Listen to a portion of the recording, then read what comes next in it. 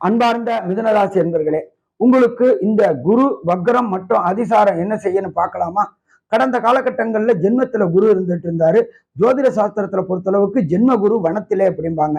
வனம் அப்படின்னாக்க தொழில இடமாற்றம், அதே போல வேலை பார்க்குற இடத்துல இடமாற்றங்கள் எல்லாம் இருந்துச்சு. இப்ப உங்களுக்கு 2ஆம் இடத்துல குரு பகவான் வரார் அதிசாரம் வாங்கி.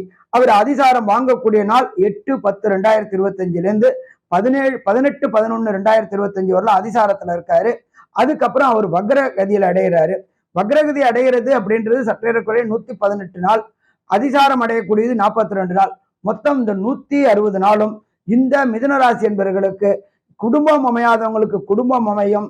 அதே போல பொருளாதாரத்துல சறுக்கல்கள் இருந்தவங்களுக்கு சறுக்கல்கள் இருக்கும்.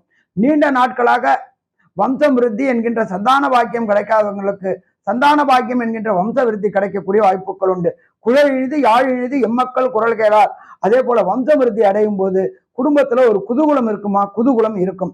அதே போல பார்த்தோம் அப்படின்னு சொன்னாக்க குருவுடைய பார்வை அப்படின்றது உங்களுடைய ராசிக்கு 8ஆம் இடத்தை பார்க்கிறாரு அதிசாரம் வாங்கின குரு.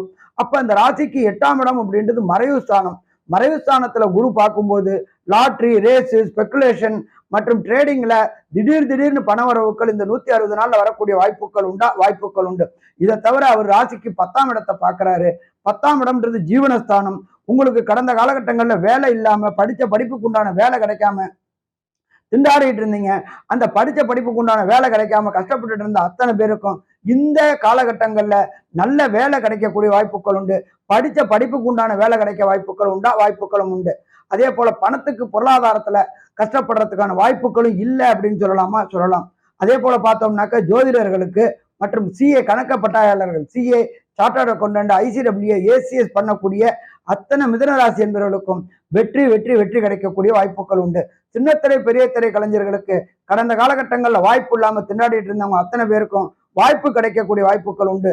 மொத்தத்துல பார்த்தோம் மிதுனராசி என்பவர்களுக்கு இந்த குரு வக்ரம் மற்றும் குரு அதிசாரம் 90% நல்லபடியா இருக்குமா? நல்லபடியா இருக்கும். நல்லது. நமஸ்காரம்.